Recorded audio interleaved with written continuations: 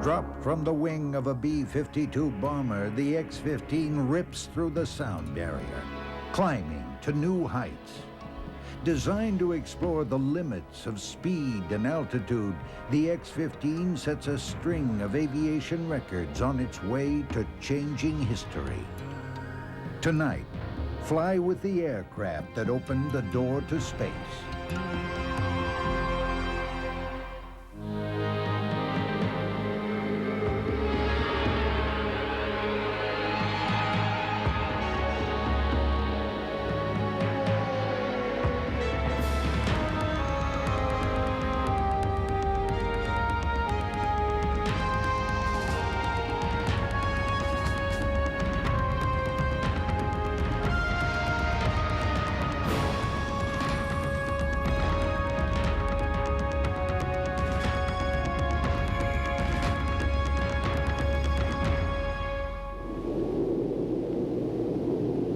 By late 1960, North American Aviation's X-15 had gone higher and faster than any aircraft had flown before, thrusting man and machine into the unknown.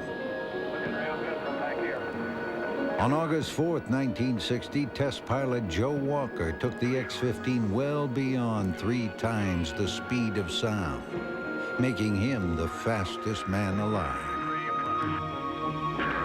8 days later, Air Force Captain Bob White climbed to new heights, taking the X-15 over 136,000 feet. This was just the beginning of an incredible program that would take man to extremes. By this time, a new generation of test pilot had emerged, men with dreams of going into space. Before reaching such ambitious goals, these men would need to train tirelessly in simulated cockpits. Here, NASA pilot Milt Thompson is becoming acquainted with the complex array of systems he would later validate in flight. The simulator was a relatively new training tool, which would become vital in preparing this new generation of pilots for future flights. Revolutionary pressure suits monitored the effects of weightlessness and extraordinary G-forces. However, these suits clearly provided little in the way of pilot comfort. It was kind of like a sausage skin, and the more you blew it up, why, the more trouble you had bending your elbows and your knees, and the workload got very high then in what we called a hard or a pressurized suit. This modified F-104 would become a kind of flying simulator because its landing characteristics were similar to the X-15's.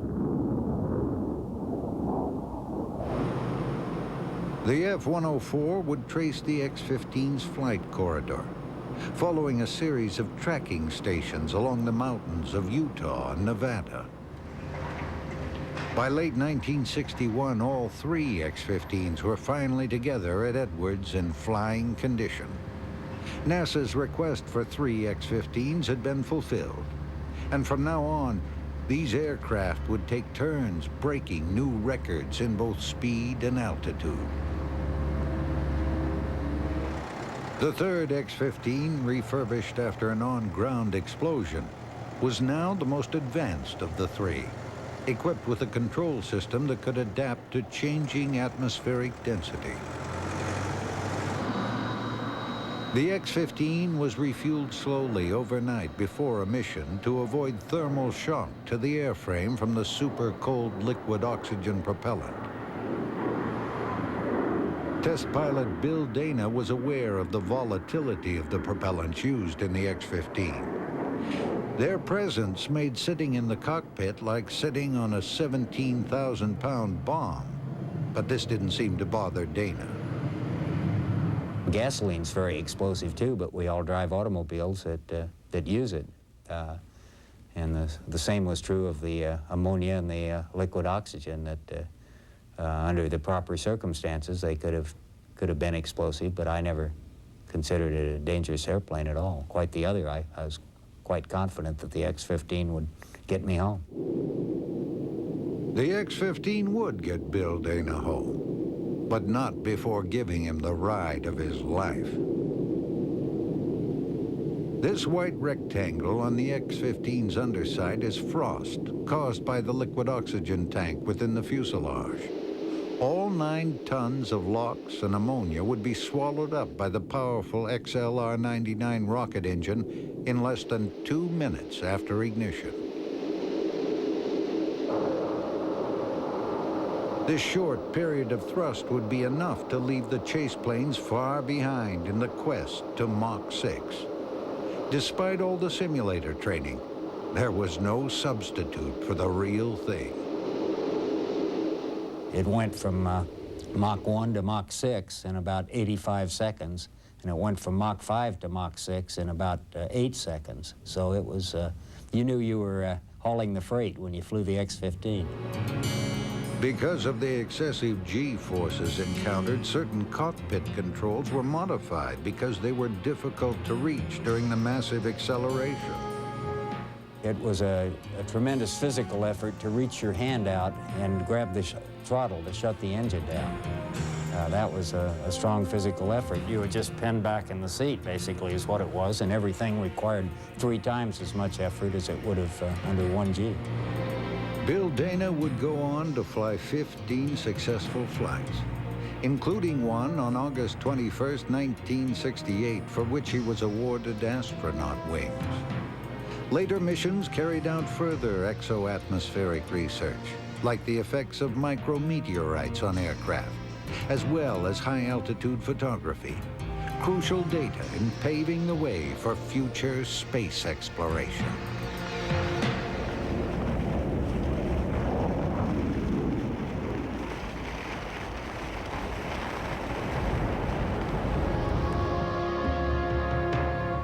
Dreams of creating an orbital vehicle that combined great speed and altitude with the landing capability of the X-15 resulted in the X-20. In many ways, the X-20's origins can be traced to the German engineers Eugene Senger and Irene Brett, who in the 1930s believed that a manned aircraft could skip on top of the atmosphere. Like the Mercury capsule, the X-20 was to be thrust into space aboard a series of ballistic booster rockets that would fall away as fuel was used up. The X-20 would finally enter orbit, but on re-entry it became very different from the Mercury system. Unlike the Mercury capsule, which would glide earthward on a very steep angle and under minimal control, the X-20, with its delta wing configuration, would make a fully controlled glide at a very shallow angle. Despite the shallow descent of the X-20, re-entry would heat parts of the airframe up to 4,000 degrees Fahrenheit. To counter this, engineers investigated new exotic alloys, ceramic components, and a cooling water wall between the inner and outer skin of the fuselage. Despite the X-20's potential, political bickering and budget constraints resulted in cancellation of the project before it could get off the ground. At the same time, the X-15 program was going strong and pilots were going higher than ever. However, this simulator training failed to prepare them for the flying conditions of space, where conventional aerodynamic control was lost. Other means of control needed to be learned. This is the Iron Cross simulator, utilizing hydrogen peroxide thrusters to control movement. Attaching small thrusters like this to the aircraft provided a reaction system that could help control a plane at very high altitude, where normal aerodynamic forces weren't present. This concept was first tested in the X-1B. The NF-104, a rocket-boosted jet-powered aircraft, also successfully tested the reaction control system. The hydrogen peroxide thrusters were mounted on the wingtips and nose. These thrusters would prove invaluable as pilots pushed the X-15 to the edges of space. Time had come to break through the threshold into space. Bob White was chosen to make the attempt. On July 17, 1962, Bob White pulled away from the Earth at a 41-degree climb angle towards the stars. He quickly passed Joe Walker's previous altitude record, and before he knew it, had peaked at 314,000 feet, an astronomical 59.6 miles above the Earth.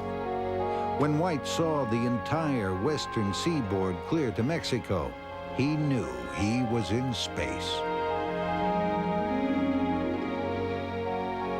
The third X-15, with all of its elaborate control systems uniquely designed for high-altitude flight, had clearly proved its worth, making it the highest aircraft ever flown. Bob White was the first to take a winged aircraft into space and return it safely to Earth. The following day, at a White House ceremony, President John F. Kennedy awarded Bob White, Scott Crossfield, Joe Walker, and Navy Commander Forrest Peterson the Collier Trophy, aviation's highest honor. Air Force rules state that any military pilot flying over 50 miles high was considered an astronaut. White had exceeded this threshold and was awarded astronaut wings by General Curtis LeMay. Many pilots would now have the unique opportunity to experience spaceflight. Bill Dana was one of them. The sky is absolutely black, just totally black. And then the horizon appears as a ring of bright blue just around the surface of the Earth. And it's not disorienting at all to be up at the altitudes I was at. I knew where the Earth was and what level flight was. I didn't have any trouble controlling my airplane. I was usually busy when I was up there, so I never had much time to sightsee, but I do remember one flight I went to 300,000 feet, and just over the top I took the time to look out, and I looked out and could see the Pacific Ocean to my right and the Gulf of California straight ahead of me. And that was an awesome sight. This was not enough for Joe Walker, now embarking on his last mission. On August 22, 1963, Walker rocketed away from the launch plane, minutes later reaching over 354,000 feet, the highest the X-15 would ever go.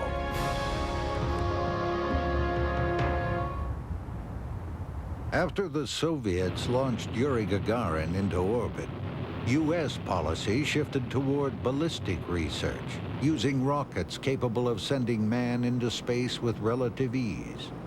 While the Apollo and Mercury programs flourished, the X-20 program fell victim to this shift. Now, orbiting men in capsules rather than winged aircraft became a priority. Roger, you got the full... Meanwhile, the X-15 program was having its own problems. On November 9, 1962, test pilot Jack McKay was forced to make an emergency landing after an engine malfunction. During touchdown, the left landing gear fractured.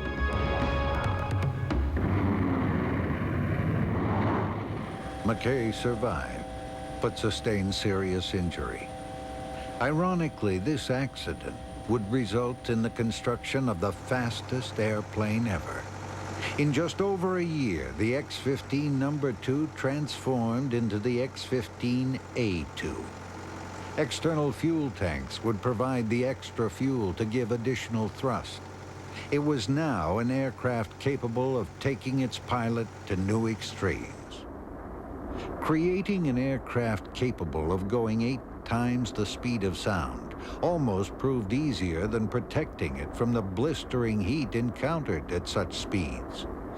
Heat friction was particularly destructive to the leading edges of the wing and tail surfaces. Coatings of paint were used on wind tunnel models to expose these potential hotspots.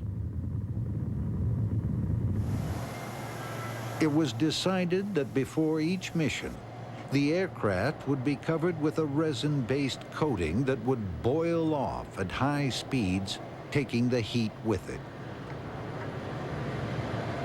Air Force Captain William Pete Knight was chosen to push the X-15 to its absolute speed limit. Knight had been slated for space flight in the X-20, but after program cancellation, he joined the X-15 program, replacing Major Robert Rushworth. The A-2 had another unique feature. Because the ablative coating chars off at extreme speeds, the left windshield would need to remain covered to protect it from being coated with the residue. When the worst was over, the eyelid was opened, and the pilot would have a clear windshield to look through as he made his final approach and landing.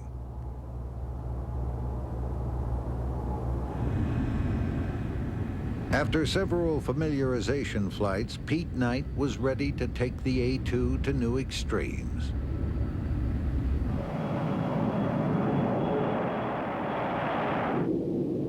The A-2 was also equipped with a mock-up scramjet mounted on the ventral fin stub.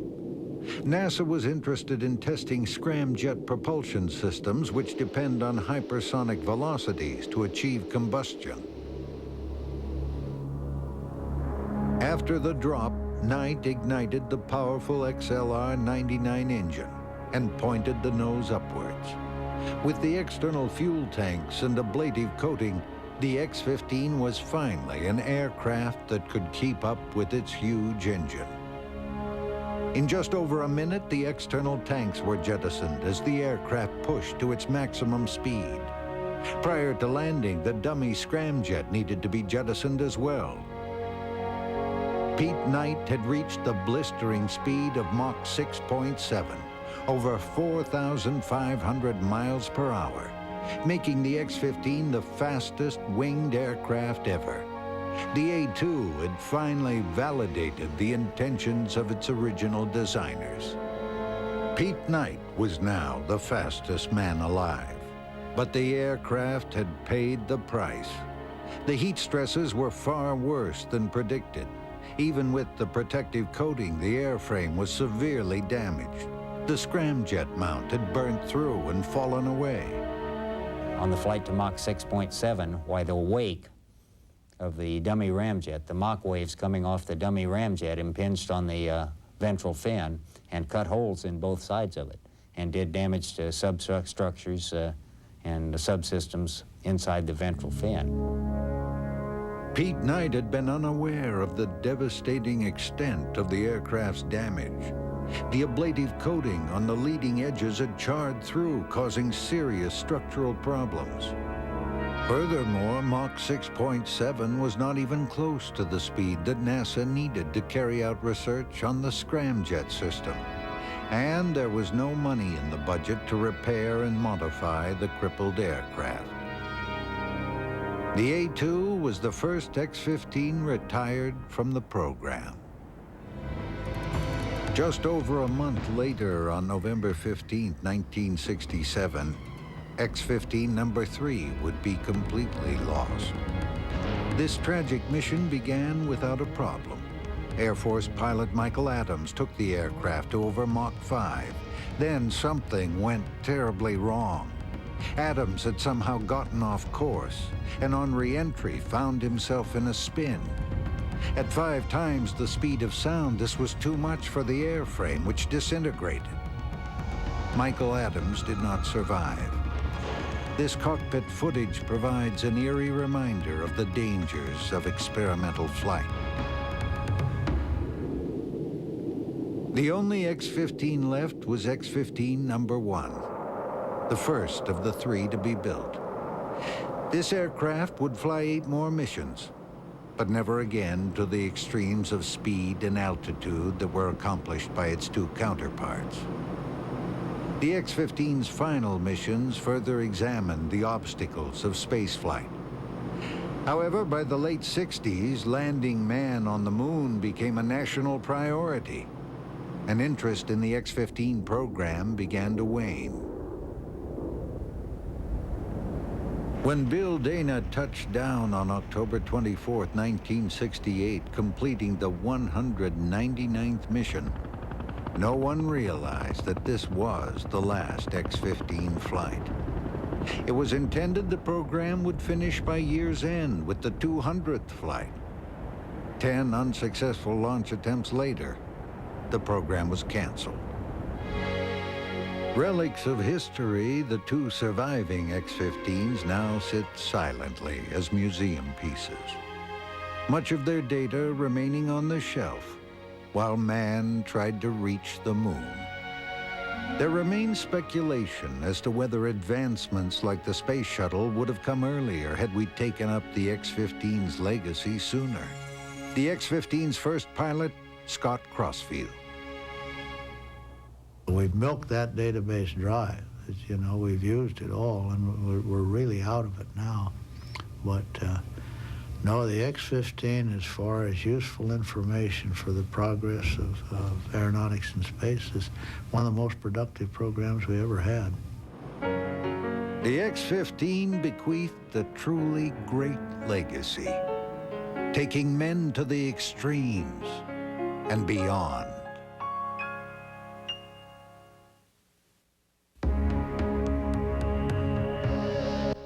Coming up, from transportation vehicle to deadly weapon, explore the use of helicopters from the viewpoints of the airborne cavalry and the air rescue. Stay with us for Choppers.